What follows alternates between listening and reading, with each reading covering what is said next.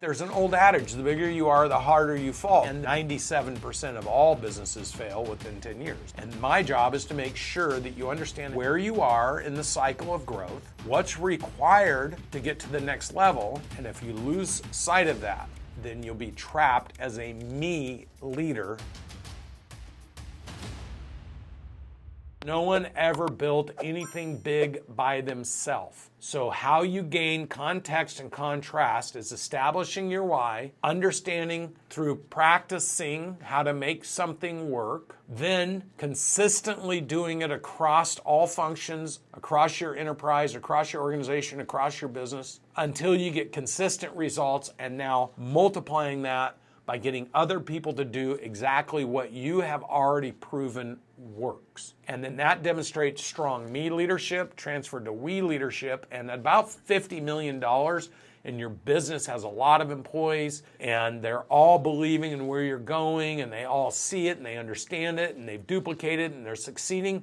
That is where the us leadership, your cultural leadership in your business will take over. Now, a lady asked a question on the first call, and she started with, specifically, I have the me and I have the we leadership figured out. I just need to know how to create the us. And I asked her how big her business was, and she said it was $300,000 in revenue. She may be on here. And I forced her to say, I have a small business, I have me leadership. I am not a we leader. Because we leadership isn't, if it was true, you can't say you're a great leader if you got no followers. And I know based on the statistics that you're not a we leader until you make the technical move to $15 million in revenue.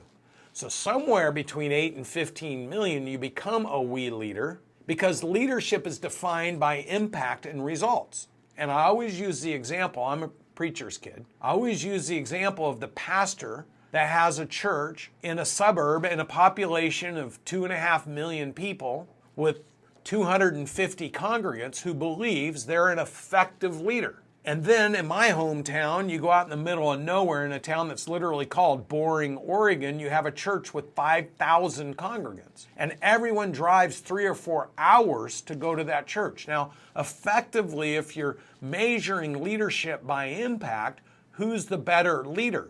Well, the pastor with 250 congregants cannot claim he's a better leader than the pastor that's in the middle of nowhere that has 5,000 congregants, because the numbers never lie. Because to be an effective leader, you have to look at the width and the depth of the impact. And if somebody's impact is small, they're not a great leader, they're an emerging leader.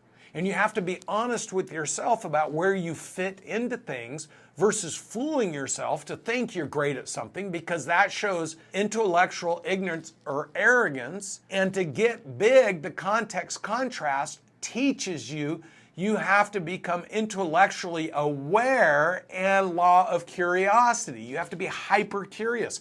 Because if you haven't done it, you don't know how to do it. And if you don't know how to do it, you can't teach others to do it. So it defines you as an emerging leader, not an accomplished leader. And so this is why I was framing this, because I think it's important for people to really understand where you're at. Because if you don't have context and you don't have contrast, then you can't grow because you think you've already arrived. And that becomes the rate limiting factor, is you think you're there, but you have no context or contrast to what's really there by definition. So I really felt this context and contrast was important, because if you're sitting in a room with 100 entrepreneurs and you feel like you've already arrived and you've already got me and we leadership, and you're sitting there talking and your business is $500,000, but 99 people in that room have businesses between 10 million and 100 million, you would then have to concede that you don't know anything about what those people know. So it's relative. Your belief and your effectiveness and your leadership lids are all directly affected by who you're spending your time around. And then that allows you to then frame what you believe about yourself. And the reality is your context and your contrast is coming from a little tiny subset that's giving you false belief. And if you have false belief, you won't pursue operational effectiveness, and you won't pursue we and us leadership, because you believe you've arrived, but there'll be so much resistance in what you're trying to do that your belief will actually go down about what's possible. The most important thing to protect as a human being, because the only thing you can actually control in this world is how you think and what you do, because you can't control anybody else, and you certainly can't control how they think and what they do. So if you're in control of how you think and what you do, you understand with context and contrast where you fit into the world. In your world, if you're a business owner, there's 31.5 million small to mid-sized businesses that are between $100,000 and $100 million. Only 2% of those 31 million businesses, 600,000, have broke the 3 million mark. So if you've got a 5 or 10 or 20, you become a micro percent of successful business owners.